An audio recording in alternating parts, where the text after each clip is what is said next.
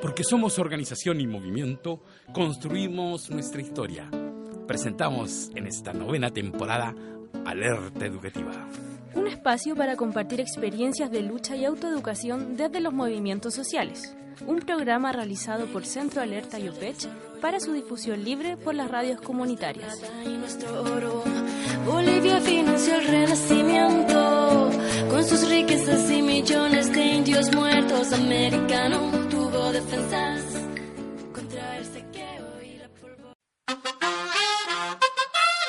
Buenos días, buenas tardes, buenas noches. Nos encontramos en un nuevo programa de Alerta Educativa, grabando en el contexto bastante especial de lo que es el seminario organizado por la Universidad de Santiago, la Facultad de Administración y Economía y el Departamento de Filosofía, el Magíster en Filosofía Política de la Facultad de Humanidades, en el contexto justamente de los 200 años de Marx. El seminario se llamó Marx, habitante de 3 siglos, y en ese contexto, en este ámbito, tenemos 2 invitados de lujo para este programa, que no le vamos a poner número porque no sabemos exactamente cuándo va a salir, entonces vamos a dejar pendiente. Sabemos que estamos sobre los 240 programas ya a esta altura, así que lo vamos ahí a poner el número cuando corresponda. Bueno, presento a los 2 invitados. Voy a partir por el invitado internacional porque tenemos también a un invitado local. La verdad es que es un gusto tener a los 2 profesores. En primer lugar tenemos al profesor Andrew Higginbottom. Él es un profesor justamente de Inglaterra, es un economista que hace análisis de economía justamente capitalista, teoría de la dependencia. Él se declara justamente como un seguidor de Rui Mauro Marini y por supuesto de nuestro invitado por el motivo por el cual los estamos juntando, que es Carlos Marx. Y además contamos con el profesor Orlando Caputo Leiva. Él es, bueno, para aquellos que recuerdan justamente los años de la Unidad Popular, es justamente uno de los principales teóricos de la dependencia, uno de los que formuló la teoría de la dependencia desde aquel viejo centro de estudios sociales, ¿no?, que le dio tanto aporte a la teoría filosófico y política de Chile y Latinoamérica, una teoría de la dependencia que hoy por hoy se ha convertido en un clásico dentro de la economía y también dentro de las ciencias sociales y en específico de la sociología. Bueno, para poder conversar con ellos, justamente nos encontramos en este programa. Los saludo en primer lugar, Andy. Muchas gracias por la invitación para venir aquí a Santiago de Chile. Es un gran honor para compartir con ustedes los 2 siglos del Carlos Marx y estamos en una vía convergente y han sido un gran placer para estar aquí. Profesor Caputo. Sí, para mí ha sido impresionante el hecho de que en la USACH se haga este homenaje a los 200 años del nacimiento de Marx y se hable de Marx, un gran científico y político de los 3 siglos. Sí, ha sido sorprendente porque además hay una cantidad grande de jóvenes que están retomando los estudios sobre el marxismo, aún en condiciones que el neoliberalismo ha sido muy autoritario y a pesar de que ellos practican la libertad en los mercados, no lo hacen en las ideas. Entonces es muy bueno que surja este análisis que es un crítico del capitalismo.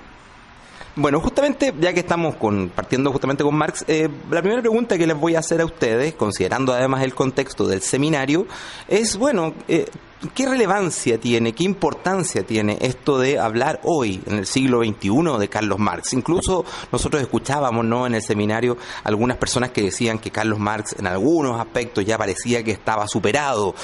Sin embargo, por supuesto, la mayoría de los investigadores, de las personas invitadas, mostraron lo contrario, presentaron lo contrario. Pero parece que hay una cierta resistencia. No hay que olvidar que en el diario, justamente, El Mercurio, el diario de Agustín Edwards, uno de los familiares de Agustín Edwards hace un par de semanas atrás dijo que Marx era irrelevante en el siglo XXI. Entonces, la primera pregunta de entrada es, bueno, ¿qué relevancia tiene Carlos Marx hoy en la actualidad? Andy. Es específicamente por razones de personas como Sebastian Edwards y su política están en cargo del mundo entero que necesitamos a Carlos Marx. Porque hay grandes divisiones en el mundo entre los super ricos y la gran mayoría de las poblaciones, en particular los explotados y los pobres del mundo, los oprimidos del mundo, que sea por raza, por sexo, por su posición como una persona sin formación educativa, y todo eso trata con el tema central de Marx, que es la lucha de clases en la explotación de las clases. Y en términos de la teoría, Marx fue un luchador, pero también él fue un pensador. Y su contribución al pensamiento revolucionario, la categoría más central es social y económico. Y es que los trabajadores están explotados y la fruta de explotación se convierte en la capital de los ricos. Entonces esa es la relación fundamental que descubrió Marx con el concepto de plusvalor. Doctor Caputo. Sí, los Chicago Boys, los neoliberales chilenos, ellos fueron formados por Milton Friedman, ¿sí? Ahora, Milton Friedman en su libro Libertad de elegir, ¿sí?, él señala lo siguiente en relación a Adam Smith. Adam Smith, dice, es el padre de la economía moderna, ¿sí? Y él dijo algunas cosas en su tiempo vinculado a que si los mercados funcionan libremente, las cosas van a ser muy exitosas. Y esa es una idea del pasado que tiene mucha relevancia actual. Ahora, pero lo que hay es que Smith, si es considerado el padre de la economía moderna, escribió 100 años antes que Marx, ¿sí? Y después entonces también uno podría comparar con David Ricardo lo de las ventajas comparativas, y que se aplica, digamos, en los tratados de libre comercio, en la especialización de los países, que nosotros tenemos que especializarlo en los recursos naturales, y siendo todo eso una teoría bastante crítica y falsa, pero David Ricardo, que es el fundamento del neoliberalismo también en relaciones económicas internacionales, escribió 50 años antes que Marx. Entonces el rechazo a Marx es un rechazo ideológico, sí, y típico de personeros, digamos, de ultraderecha y autoritario, como es un poco toda la dirección del Mercurio. Bueno, pero por ejemplo, ayer escuchábamos a algunos autores que decían que la teoría del valor de Carlos Marx estaría superada. ¿Qué piensan con respecto a eso? ¿Es cierto que la teoría del valor hoy ya no es una teoría aplicable en el contexto de la economía? Es muy aplicable, no se puede comprar un lápiz por el mismo precio por un coche. Es claro que depende de cuánto trabajo, cuántos materiales se consiste. La teoría del valor ortodoxa es muy subjetiva. Piensan que es algo por decisión de uno, me gusta no me gusta y determina el precio de las cosas. Las cosas son vendidas más o menos según que la necesidad de los deseos de la gente, pero en fondo es algo objetivo, o sea, depende mucho más en cuánto trabajo se necesita para producir algo a nivel social. Y esta es una parte de la teoría de valor, como el profesor ha mencionado, que fue establecido antes de Marx por los otros pensamientos de la política-economía clásica. Y hoy día podemos ver que la gran mayoría de la producción en el mundo no es en los países clásicos de la industrialización, se encuentra en el sur, específicamente en China, pero también en otra parte del sur. Entonces, la gran mayoría del trabajo que crea la riqueza del mundo es por los pueblos del sur. Y esta es una modificación importante después de la vida de Marx. El mundo ha cambiado y no decimos que Marx fue un dios, no es una religión. Estamos hablando de categorías de pensamiento que sirven para luchar en contra un sistema injusto. Sí, los empresarios y los académicos que trabajan para el capital van a negar ahora y han negado en el pasado la teoría del valor de Marx, ¿sí? En el fondo porque la teoría, en términos, digamos, muy generales, plantea que todo lo que hay de riqueza en el desarrollo de la sociedad humana depende y ha sido creado, digamos, por el trabajo humano, Y entonces se da en condiciones muy especiales ya en el capitalismo, ¿sí? El capital posibilita un proceso de trabajo en que los trabajadores venden en su fuerza de trabajo y es el trabajo, ¿sí?, el que produce tanta cantidad de bienes en general que puede una parte resolver la reproducción de los propios trabajadores, y la otra parte es un adicional que es la plusvalía o plusvalor que se lo apropia el capital. Entonces ellos tienen que negar, porque es evidente que a nivel mundial existe, además de otras clases, pero lo fundamental es que son los capitalistas y los trabajadores de todo tipo, o sea, trabajadores de todas las industrias, ahora trabajadores de servicios, trabajadores en el comercio. Entonces es una cuestión ideológica también, se trata de combatir y oponer otra teoría de formación de los precios en que no se considere el trabajo como lo único. Y como lo decía Andy, o sea, ya esta teoría estaba planteada en términos más o menos generales en el periodo previo a Marx. Marx lo que hizo fue perfeccionar el sistema. Entonces ellos usan, por ejemplo, a Smith para ciertas cosas y a Ricardo para ciertas cosas, pero no usan esto, o sea, y no critican eso, y no lo difunden, digamos, porque sería como aceptar, pues, de que hay una explotación de los trabajadores. El capitalismo es una explotación del trabajo humano. Otra consulta. Otra de las críticas que surgió en el contexto del seminario perdón, es que la categoría de proletariado estaría obsoleta. ¿Qué piensan con respecto a eso? Ha cambiado, no es obsoleta, pero el contenido ha cambiado. Aún en los tiempos de Marx, en mi país, que es Inglaterra, fueron claramente hombres y mujeres, pero también los ingleses y los inmigrantes irlandeses. Entonces no es un concepto como homógeno, perdón mi español, pero siempre han sido capas diferentes de que es el proletario. Y como he mencionado ya, el proletario en el norte es muy diferente hoy día, después de los años, desde como 40 años ha cambiado mucho.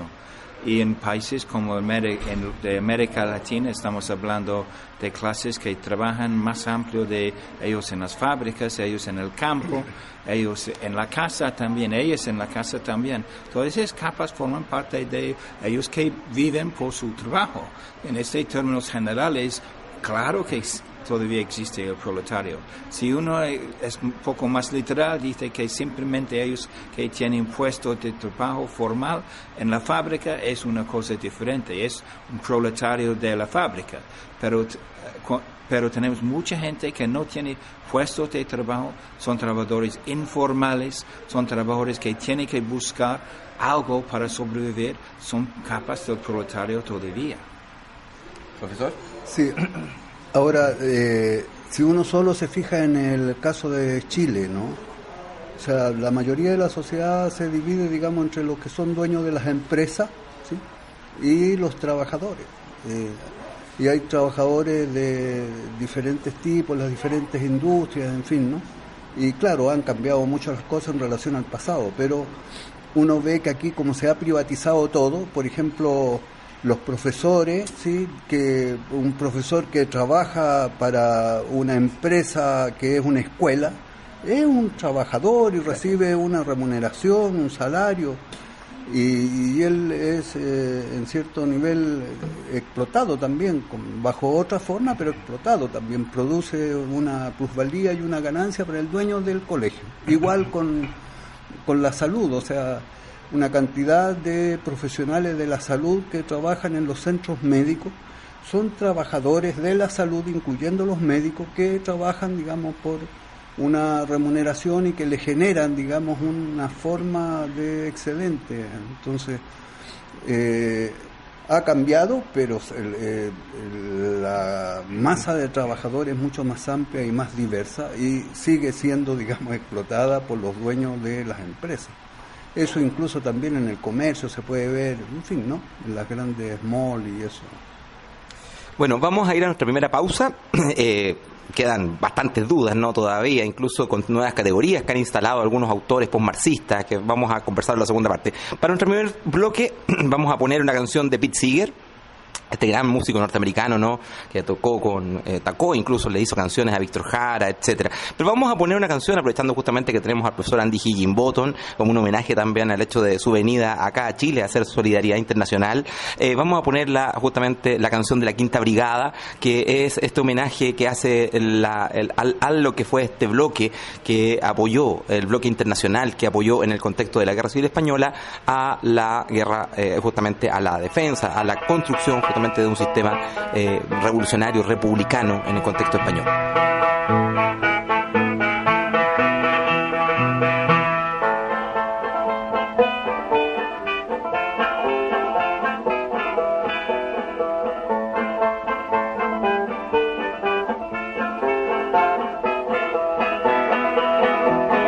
Viva la Quinta Brigada, rumbala, rumbala, rumbala. Viva la Quinta Brigada, rumbala, rumbala, rumbala. Que sea cubierta de gloria, ay Manuela, ay Manuela.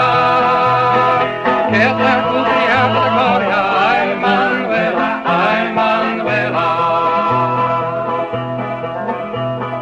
Luchamos contra los moros, rumbala, rumbala, rumbala. Luchamos contra los moros, rumbala, rumbala, rumbala. Mercenarios y fascistas, ay Manuela, ay Manuela. Mercenarios y fascistas, ay Manuela, ay Manuela. Solo es nuestro deseo, rumbala, rumbala, rumbala. Solo es nuestro deseo, rumbala, rumbala, rumbala. Acaba con el fascismo, ay Manuela, ay Manuela. Acaba con el fascismo, ay Manuela, ay Manuela.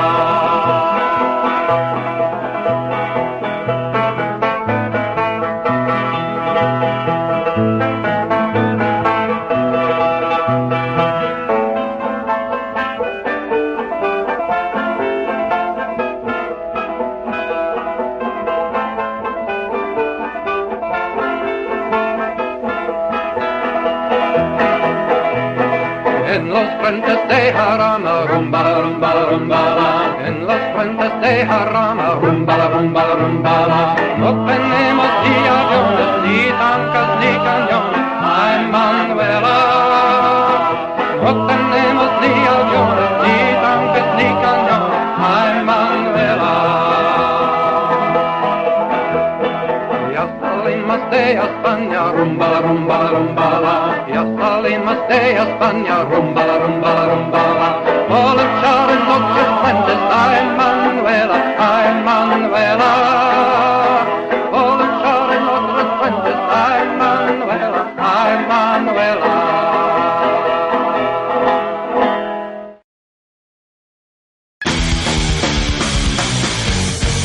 Bien, vamos a la segunda parte después de nuestra canción, de la primera canción, y estamos, bueno, pensando justamente en las temáticas que nos quedan pendientes después del primer bloque.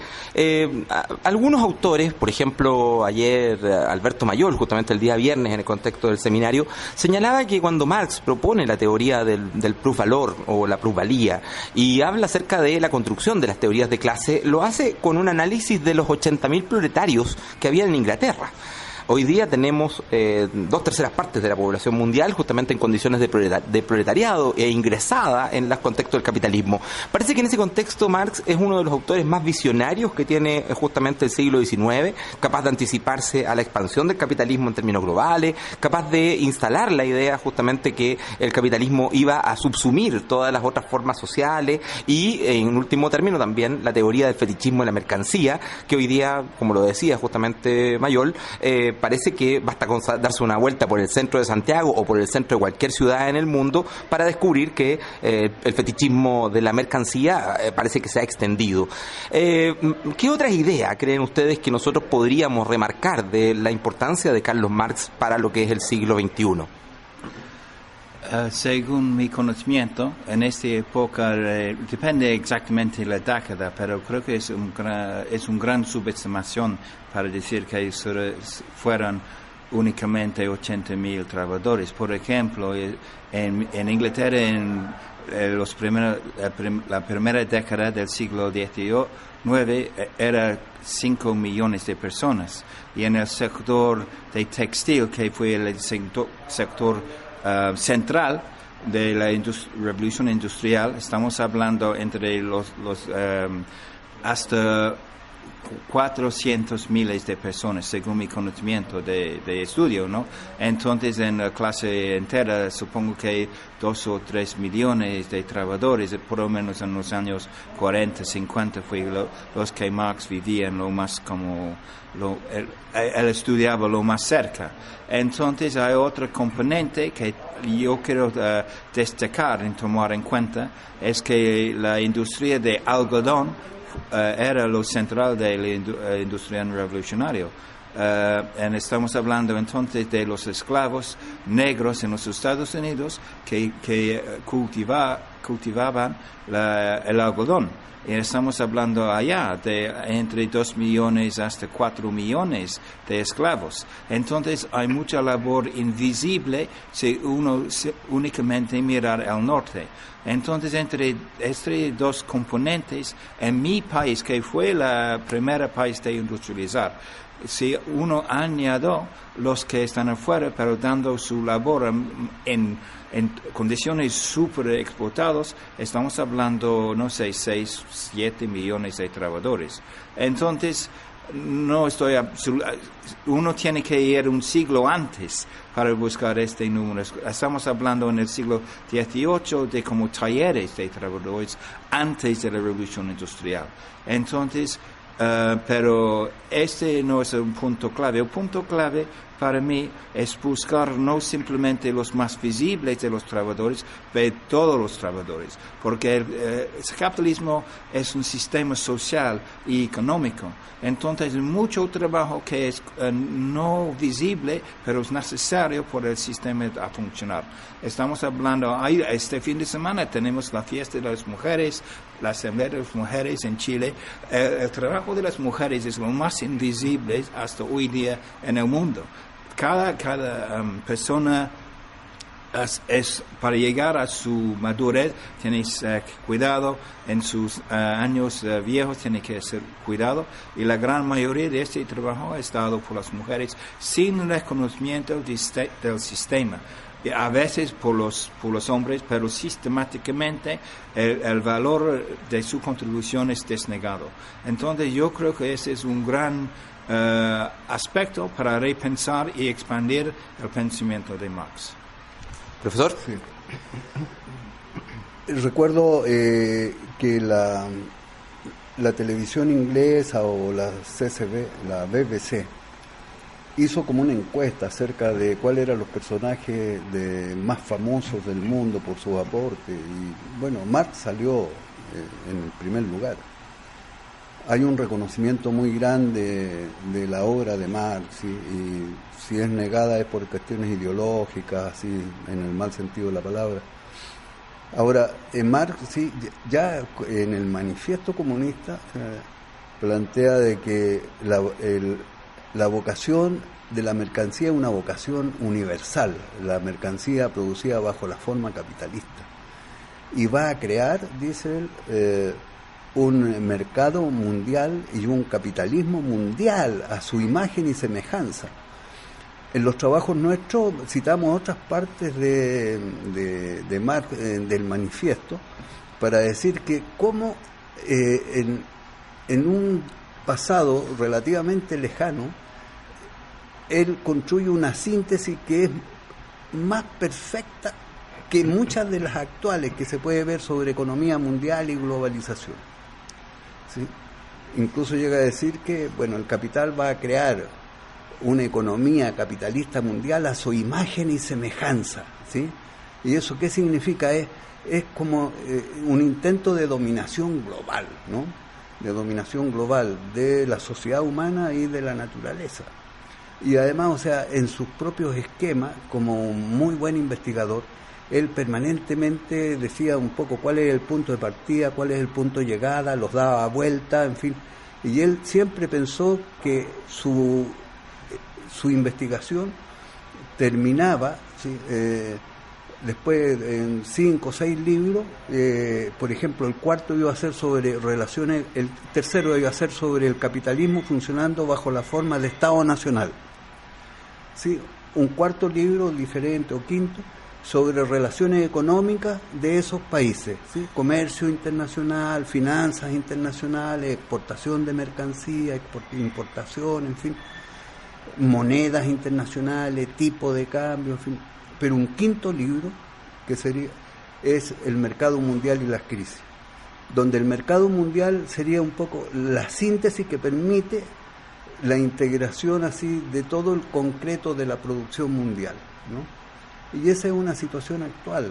O sea, ahora si uno, estudiando todas las escuelas económicas, uno ve que es el único economista que lleva a plantear la existencia de una economía mundial. Todos los demás economistas son economistas de economía nacional, a lo máximo, que economistas que hacen una reflexión sobre la relación de las economías nacionales, pero no ven esta totalidad, y la totalidad es mayor que la suma de sus partes.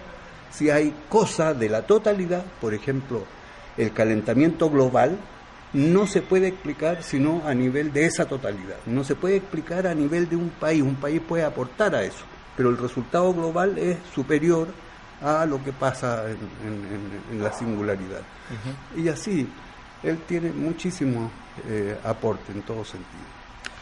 Profesor Higginbotham, usted incorporó dentro del sistema capitalista la esclavitud. Parece que es complejo, ¿no? Porque la esclavitud se considera parte del sistema previo de producción en términos al capitalismo, justamente porque no hay pago por la fuerza de trabajo, porque finalmente el trabajador no es un trabajador libre.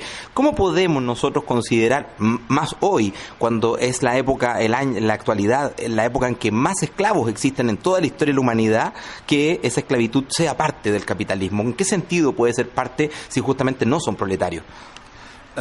Claro que esclavos han existido en otros periodos de la historia. Por ejemplo, en Grecia, en Roma, eran esclavos, pero estoy hablando de esclavos afros en el contexto de la expansión colonial de Europa a América Latina, a las Américas. Entonces estamos hablando de una forma de sociedad que fue impulsando por cosas mercantiles. Aún Marx utilizaba el concepto de la acumulación primitiva, pero muchas veces no se nota, estamos hablando de una acumulación primitiva del capital. Y en este periodo de los siglos XVII y XVIII ocurrieron muchas plantaciones y algunas minas que fue la fuerza de trabajo fue los africanos capturados de África. Y estamos hablando de puntos de producción, estamos hablando no simplemente de robar un país de su riqueza y ponerlo en un barco y llevarlo a otra parte del mundo, estamos hablando de sitios de producción. O sea, los esclavos africanos produjeron durante siglos la riqueza nueva dentro de ese sistema colonial capitalista, se puede decir. Entonces, sí, yo sé que ellos fueron de hecho los primeros trabajadores en un sentido específico al capitalismo. Entonces es un narrativo muy diferente de algunos historiadores que dicen que Inglaterra fue el centro del capitalismo, que es verdad, y España y Portugal, pero desde el punto de empezar, los trabajadores del sistema no estaban simplemente en Inglaterra, en Europa. Desde el punto de empezar, eran trabajadores subyugados y trabajadores libres. Estoy de acuerdo que en el libro de Galeano, él habla de en las Vienas abiertas de América Latina, estamos hablando entonces de dos formas de trabajo dentro del capitalismo. Ese es mi punto de vista. No simplemente el trabajador libre, pero también el trabajador que es sujeto a violencia, sujeto de coerción por el sistema. Y estamos hablando de la cara del capitalismo colonial. Y creo que hay formas nuevas de hoy día que también estamos hablando no en la gran mayoría de colonias, pero estamos hablando de países que han sufrido el colonialismo y están viviendo hoy día también una situación, se puede hablar de neocolonialismo o subdesarrollado, o una condición diferente en el sur que en el norte. Y en el sur hay mucho más violencia, mucho más sobre trabajo por los trabajadores. Entonces, para mí, el concepto central es que la fuerza de trabajo es mercantil, es mercancía. Pero a veces el trabajador su mismo no puede vender su propio fuerza de trabajo, pero es la propiedad de otra persona. Profesor, y en ese contexto, profesor Caputo, el rol, por ejemplo, de la mujer, que históricamente no estuvo incorporado en el mercado del trabajo, pero sin embargo hoy nos damos cuenta que es parte de ese sistema de comercio. ¿Cómo lo interpretamos? Claro, este tema lo ha trabajado bastante más Andy, pero o sea, ya en Marx hay bastantes reflexiones o pasajes, digamos, acerca de la situación misma de la mujer en el trabajo, ¿no? Y ayer también Kemi Oyarzún relataba que, no sé, en el capítulo tanto, había ya en esa época una apreciación de Marx que las mujeres y los niños tenían trabajo de los más precarios y menos pagados, digamos, o incluso trabajos similares, creo, con menos remuneración. Claro. Y él, por supuesto, hacía una crítica a todo eso. Además, a mí me da la impresión de que en varios capítulos Marx analiza la situación de los trabajadores, hombres y mujeres, y particularmente de mujeres y los niños, para denunciar, o sea, un poco las barbaridades a las cuales a veces el capital somete a los trabajadores. Y cuento una experiencia, hay una chica colombiana que al estudiar el Capital me relató que ella se emocionaba tanto que lloraba con los relatos de Marx, porque son especies de verdaderas obras de teatro, porque Marx tiene también buena pluma, ¿sí? Y señalando, digamos, esta situación de explotación, ¿no? Y así, a mí me da la impresión de que la situación, varios de los aportes de Marx pueden ser desarrollados a la situación actual, y creo que el trabajo se trata de la reproducción, sí, del trabajo, y el trabajo, digamos, normalmente el que ha sido tradicional, ha sido fundamental de la mujer, digamos, en la reproducción del conjunto de la familia, ¿sí? Y ahora es un trabajo, ¿sí?, que no es reconocido también, o sea, ha generado las posibilidades de explotación del capitalismo sobre los trabajadores, que se han apoyado, digamos, en un trabajo no pagado de la mujer. Creo que fue muy importante, digamos, incluir también este tipo de reflexión, o sea, en el seminario se dio posiciones media, digamos así, muy críticas, pero al final hubo un avance, creo yo, en función de entender que la lucha, digamos, por la lucha, no sé, de género, la lucha de las mujeres, o sea, tiene que estar incluida en la perspectiva global de la relación del capital con los trabajadores y del capital con el trabajo. Y creo que se fue avanzando en ese sentido. Incluso una persona que había sido muy crítica llegó a plantear en algún momento que el seminario le había dado la posibilidad de repensar una serie de situaciones. Bien, vamos a nuestro segunda canción para comenzar el tercer bloque. Vamos a poner una canción de Joan Baez. Seguimos con músicos que son anglosajones, pero que cantan en español. Y vamos a poner una canción dedicada justamente por Joan Baez a Víctor Jara, que se llama Te recuerdo, Amanda, una de las canciones más bellas que compuso Víctor Jara, aprovechando además que este seminario se hizo en la Universidad de Santiago, ex Universidad Técnica del Estado, donde es que trabajaba nuestro querido Víctor. Te recuerdo, Amanda, la calle mojada, corriendo a la fábrica donde trabajaba Manuel. la sonrisa ancha, la lluvia en el pelo, no importaba nada, ibas a encontrarte con él, con él, con él, con él, con él.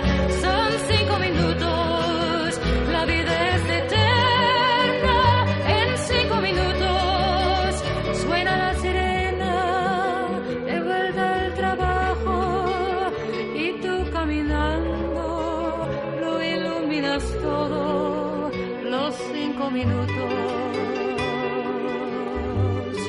te hacen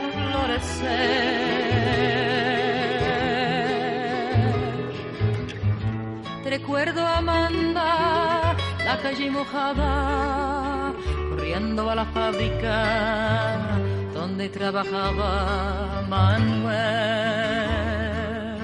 La sonrisa ancha, la lluvia en el pelo, no importaba nada, ibas a encontrarte con él, con él, con él, con él, con él, que partió a la sierra, que nunca hizo daño, que partió a la sierra, y en 5 minutos, cuero destrozado, suena la sirena, de vuelta al trabajo, muchos no volvieron.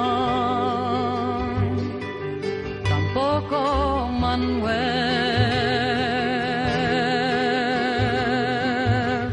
te recuerdo, Amanda, la calle mojada, corriendo a la fábrica donde trabajaba Manuel, Manuel, Manuel, Manuel.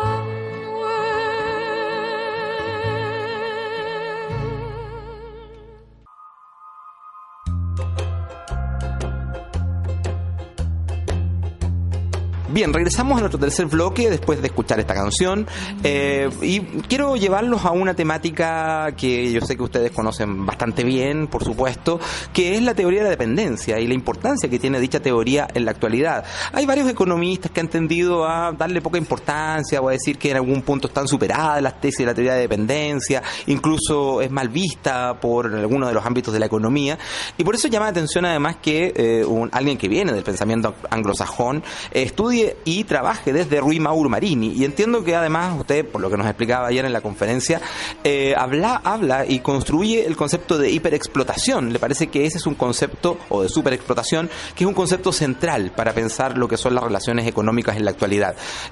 ¿Por qué? ¿Cuál es la importancia y qué podemos interpretar de esto? Cuando yo era estudiante en los años 70 me llamó atención a las obras de André Günther Frank, porque no todos los españoles, no todos los escritos en español son conocidos en inglés, pero André Günther Frank fue bien conocido y su tesis que hay una relación de subdesarrollo a América Latina por razón de la colonia europea me afectó muchísimo, y no simplemente yo, es algo de la época. Estuvimos muy metidos en la lucha militante y estuvimos muy atraídos a voces de liberación del tercer mundo. Entonces este fue no simplemente una voz de liberación, pero una concepción de que tenemos que mirar cómo el sistema ha cambiado unas partes del mundo de manera diferente de otras partes del mundo.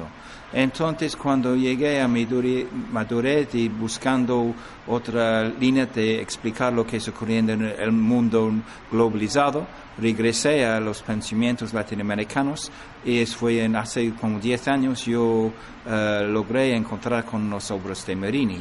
Y lo que Marini, no simplemente él personalmente, pero a un grupo de trabajo más como equipo, que fueron buscando una explicación marxista de la dependencia. la dependencia tiene como una cara que dice que el sur es pobre por razón de que la transferencia de fondos. Estamos hablando de la tesora del sur, estamos hablando de mercancía a precios muy baratos, estamos hablando de las utilidades de las grandes empresas multinacionales, estamos hablando de la pagada de la deuda mucho más que lo regional. Entonces, todos esos son mecanismos de transferencia de labor desde el sur al norte. Este es algo en común de la escuela dependista, pero lo que los marxistas añadieron es dónde está el trabajador en ese, y qué es la fuente de toda esta ganancia que está fluyendo hasta afuera. Y Marini fue creo yo, muy interesante en esta parte, porque él dijo que el trabajador latinoamericano no es simplemente explotado, pero es superexplotado.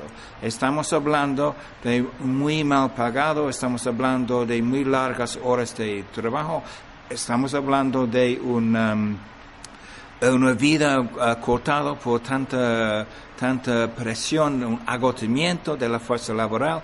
Entonces estamos hablando de vidas que son como 20 y 30 años menos que los trabajadores en el norte. Entonces todo eso explica que hay más posibilidad de las empresas en el sur a extraer aún más plusvalor que están extrayendo de los trabajadores en el norte. Entonces, él logró una combinación del punto de vista de la clase y del punto de vista de una parte del mundo que es oprimido por relaciones internacionales. O sea, estamos llegando a una forma de explicación que es una relación internacional social. Y por eso me ha atraído a la obra de Marini. Profesor, bueno, a usted preguntarle sobre la teoría de dependencia, usted es uno de los fundadores de dicha teoría y que ha hecho investigaciones. ¿Cuál puede ser la actualidad de esa teoría hoy? Sí, yo quería partir un poco, fíjate, por el programa de Allende, ¿no? Porque Allende, digamos, en el programa del 70, el programa que presentó y con el cual triunfó, él plantea que la economía chilena, y la sociedad, la economía chilena es una economía dependiente del imperialismo, y a pesar de que tiene una cantidad muy grande de riqueza, está sumida en una situación de crisis, de grandes problemas sociales, con desempleo, pobreza, en fin, ¿no? Y la causa de eso, dice, es fundamentalmente de que Chile es un país dependiente, en que hay una dominación del capital extranjero en alianza con la burguesía nacional, ¿sí? Y que entre ambas generan, digamos, una situación que no es posible romper para lograr, digamos, el bienestar de la Chile. Y por lo tanto él se plantea, si después de esa caracterización, de que el programa es antiimperialista porque Chile tiene que recuperar los recursos naturales, ¿sí? Y particularmente el cobre, pero no solo el cobre, sino el salitre también, y tiene que hacer la reforma agraria porque es muy importante, digamos, y destruir el latifundio, y crear un área de propiedad social, o sea, transformar hacia una sociedad socialista a través del tránsito pacífico. Pero la caracterización de eso es un poco diferente al programa del 64, ¿sí? Y eso en gran parte se debe, sí, a lo que se trabajó en la teoría de la dependencia, en que trabajó Teotonio, Bania y Marini. Yo con Roberto Pizarro fuimos investigadores jóvenes, en fin, y tuvimos algún grado de participación. Lo más relevante ahora es de que como proceso así, bueno, es derrotado con el golpe militar y la dictadura, entonces la nueva concepción económica del neoliberalismo plantea, digamos, que Chile es un país con plena autonomía, así se plantea, así. Entonces un rechazo así a esta palabra de la dependencia como que es algo feo, que no es característica. Sin embargo, o sea, en la realidad permanentemente están diciendo, no, Chile depende un poco de los precios internacionales de los productos, se ha construido una economía en base a las materias primas, en fin. Yo creo que ahora, o sea, con la globalización y con el neoliberalismo y los tratados de libre comercio, Chile es mucho más dependiente que antes, ¿sí? Y por lo tanto es una economía que aparece como un apéndice, ¿sí? No solamente ahora de Estados Unidos, sino también de algunos países desarrollados de Europa, ¿sí? En que están dominando todo. Todos saben, o sea, que incluso el mar chileno es de 7 familias, vinculado también a capital extranjero, el salmón, está muchas empresas extranjeras, el cobre, el salitre, el agua, todo, o sea, ¿sí? Y entonces el país es mucho más dependiente ahora que... ¿sí? Y uno ve que también esta situación ha llegado a un nivel de agotamiento, ¿sí? O sea, porque la cantidad de recursos que salen del país son tan grandes, ¿sí? Por la deuda externa, por el stock global, o sea, o la riqueza que tienen en Chile las grandes transnacionales. Yo daba un dato así de que la deuda externa casi es el 60% del producto, ¿sí? Pero por otro lado está el valor de la riqueza de las grandes empresas extranjeras en el país. Eso es mayor que el Producto Interno Bruto. Así, las cantidades de transferencia de valor que se genera aquí es inmenso lo que sale, y comparado con las posibilidades para que se reproduzca la economía nacional. Por eso, o sea, desde el inicio, ya Pinochet planteaba que Chile iba a ser un país desarrollado, ¿sí? En 10 años más, ¿sí? Después, los primeros gobiernos de la concertación se decía que en el 2010 Chile iba a ser desarrollado, después que en el 2015, ahora Piñera dice que en el 2025, y el último grupo de asesores hicieron un estudio y ya plantean que en el 2030 va a llegar a ser desarrollado. Y lo que hay es una economía que no tiene capacidad de crecer.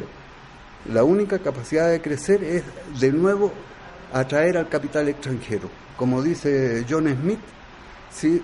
En el centro las grandes empresas y los países pelean, digamos, entre ellos, ¿sí? Por ir hacia los países de más bajo salario. Y nuestros países pelean por dar las mayores condiciones al capital extranjero. Entonces esa es una situación tremenda. A mí en algún momento creo destacar el hecho de que en Chile, que fue donde se creó la teoría de la dependencia, está renaciendo, pero todavía es muy débil en relación a cómo está en Argentina, cómo está en Brasil y en otros países. Y particularmente el hecho de que académicos de tanta importancia de un país desarrollado como Inglaterra, o sea, Andy y John Smith, estén trabajando, digamos, toda su concepción acerca del funcionamiento del capitalismo mundial, ¿sí? Sobre la base poco menos que retomar ese análisis de la economía mundial a partir de una teoría de la dependencia, ¿no? Me parece, digamos así, como un golpe a la academia y a que habría que poco menos que reformular los planes de investigación y de estudio, ¿sí? En mi país es el otro lado de la moneda, porque Londres es el centro mundial de las empresas más grandes en el mundo en términos del sector de gran minería, y tenemos 2 de las 4 o 5 más grandes petroleras en el mundo. Entonces no hay mucha industria en mi país. La industria está en China, está en otra parte del mundo. Tenemos algunos sectores, pero no muchos. Pero la gran parte de la ganancia de la clase dominante en mi país, incluso los bancos y las grandes casas de seguros, viene desde afuera. Entonces vivo en un país imperial, no simplemente capitalista, pero imperial hasta hoy día. Y este es algo súper importante para que se conozca y se da cuenta de mis compañeros, mis amigos, la población, los trabajadores en Inglaterra también. Porque se afecta mucho esta relación de explotación internacional. No es simplemente económico, es algo muy cultural también. Por ejemplo, simplemente un día, hace 2 días fuimos para tomar un almuerzo cerca de la estación central, que es muy cerca a USAC. Y allá en la estación hay Kentucky Fried Chicken y hay McDonald's. O sea, los chilenos no tienen pollo, no tiene papas antes de los gringos, pueden venir y vender su versión. Ese es un poco de imperialismo cultural, ¿no? Y también, mientras tanto, en el mercado hay otro componente que es muy parte de lo que estamos tratando ahora, es que gran parte de los productos viene de China. ¿Por qué son tan baratos? Es no porque los chinos tienen su cultura, tienen su manera de ser, tienen su lenguaje y todo eso, pero también tienen millones y millones de trabajadores bien formados, bien educados, bien listos a trabajar y muy pagados. Entonces el sistema mundial está utilizando estas diferenciaciones entre los pueblos para las ventajas de las grandes multinacionales. Y lo que dice la teoría de dependencia es que no tenemos que aceptar esta relación. No es necesario que el mundo esté dominado por las multinacionales. Podemos crear un nuevo mundo que es muy diferente, pero es algo en la mente del pueblo también. Llamó atención a porque creo que hay pollo en Chile, creo que hay papas en Chile y que no vean a este tipo de empresa. Bueno, cuando vuelva la próxima vez lo vamos a llevar a Chiloé, donde es que están quizás las mejores papas de Chile, dice alguno de los colegas de acá de Alerta Educativa también, que es Chilote, Rodrigo Sánchez, y ahí bueno, veremos que las papas chilenas son muy ricas también. Vamos a hacer nuestro tercer corte y vamos a volver al bloque final. Vamos a poner una canción del gran músico Ortega, chileno, que en las últimas semanas nos sorprendió mucho porque en las movilizaciones en Francia la cantaron en las calles, justamente esto que se conoció como los chalecos amarillo, y que es El Pueblo Unido, en una versión más moderna, más contemporánea, cantada justamente por grupos más actuales.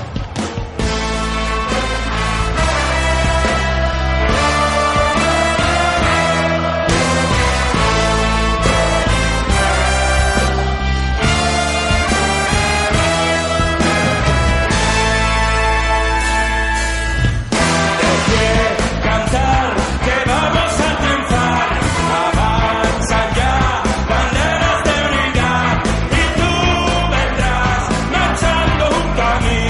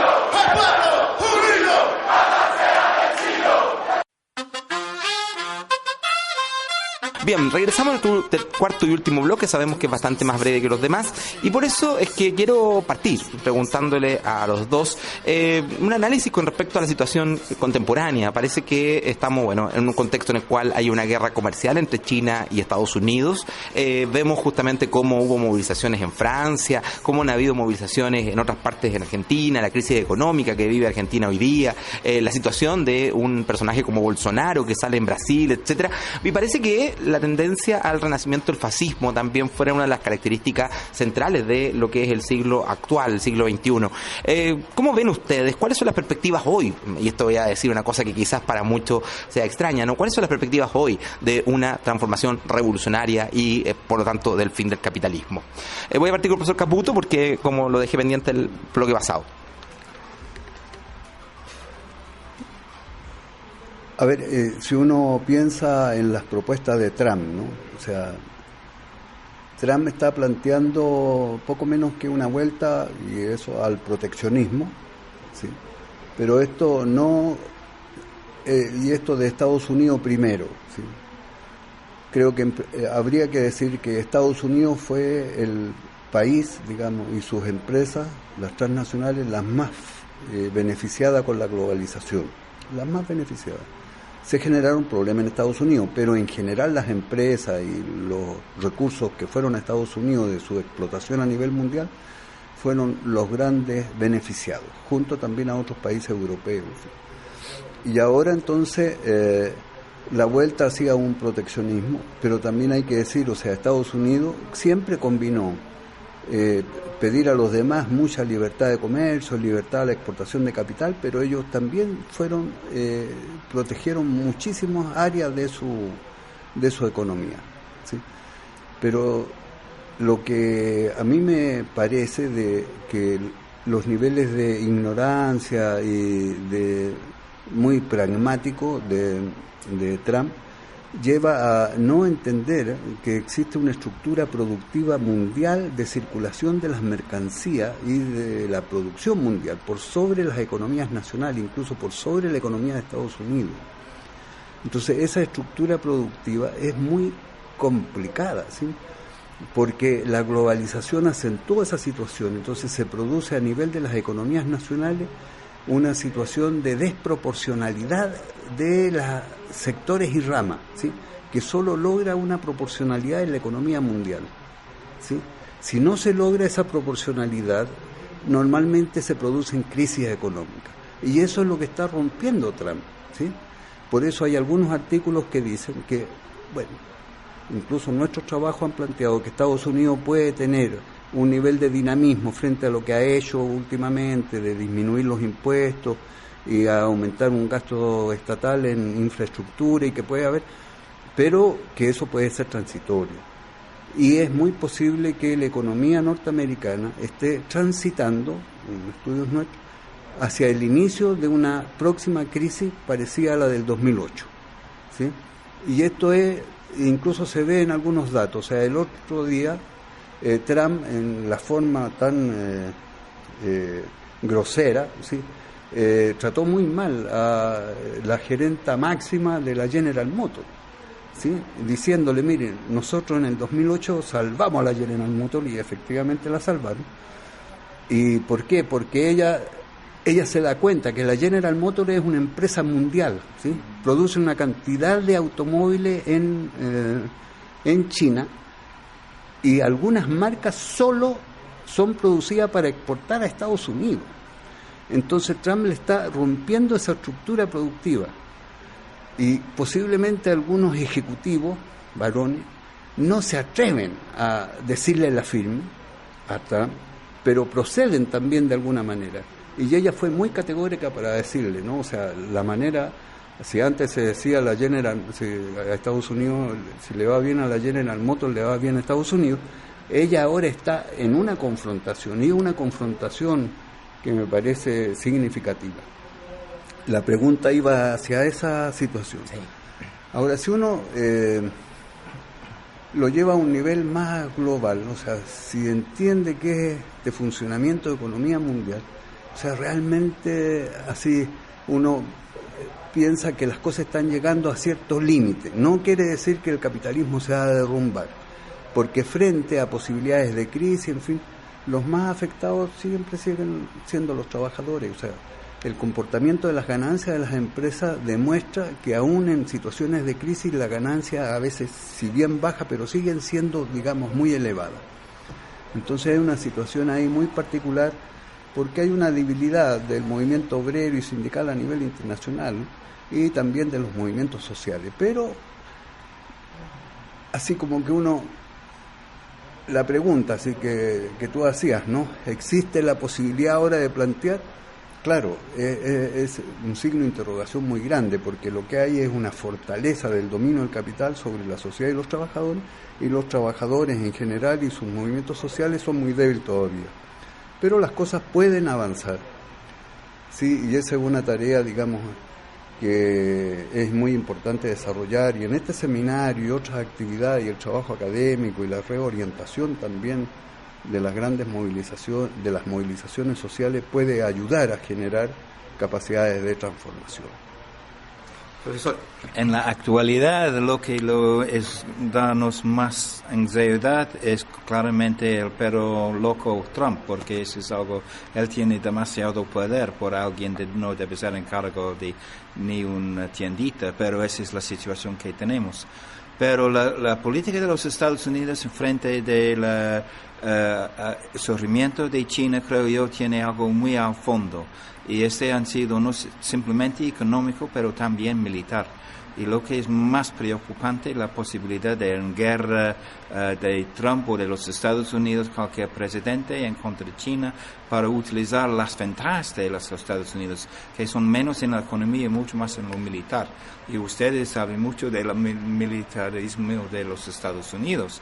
Y ese es un componente también. Aún no hay una guerra en contra China militar, han sido varias guerras en la región. Por ejemplo, los tamiles en Sri Lanka sufrían 70,000 de muertos por razón de una impunidad internacional de su gobierno. Fue un genocidio en 2009 de los tamiles con el apoyo de los chinos, de los gringos, de los británicos, y sin nada, no habla nada en el mundo en términos de los poderes del mundo. Y segundamente, creo que lo es muy preocupante para mí personalmente la situación en mi país. Ahora mismo, hablando del Brexit y dónde va el país, es una situación completamente incoherente. No se sabe hasta dónde vamos a llegar.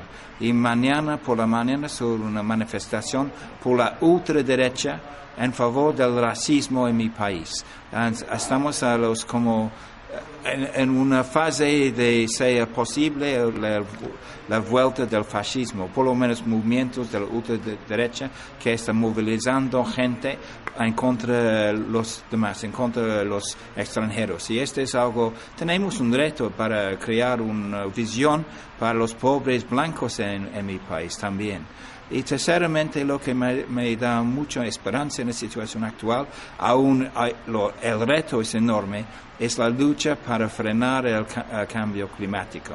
Este año fue un verano muy caliente en mi país, y no simplemente algunos como pensadores académicos, pero la gente común sabe que tenemos cambios climáticos. La cuestión es el qué hacer. Y el qué hacer, tenemos que luchar en contra del poder, porque los poderes económicos y políticos no quieren cambiar el sistema. Los grandes petroleros, las grandes casas de minería no quieren cambiar nada. Los grandes manufacturas de automóviles tampoco. Entonces me da mucha alegría que han sido manifestaciones en mi país de bloquear las carreteras en favor de impuestos, en favor de reglamentos, de frenar la quemada de carbón que está contaminando la planeta entera. Entonces, ese es algo de esperanza. En este contexto quiero terminar con un mensaje al pueblo mapuche, que ustedes son nuestros ejemplos en este campo. Bueno, nos hacemos solidaridad con esas palabras, con el pueblo mapuche. También Alerta Educativa hemos tenido programas dedicados justamente a la temática del pueblo mapuche, y por supuesto que es la lucha que todo el mundo se nos sentimos hoy, como decía ayer nuestro compañero Claudio Alvarado Lincopi, cuando alguien ve la bandera mapuche a nivel internacional, siente que es su lucha. Así que muchas gracias por sus palabras, profesor Andy. Y bueno, y un tremendo programa con Orlando Caputo y Andrew Higginbottom, dos investigadores de la economía que nos han ayudado justamente a comprender la actualidad. Muchas gracias y nos escuchamos en un próximo programa. Así termina un nuevo episodio de Alerta Educativa, un programa realizado por Centro Alerta y OPECH, donde discutimos y reflexionamos sobre las experiencias del movimiento social. Escúchanos acá en Alerta Educativa.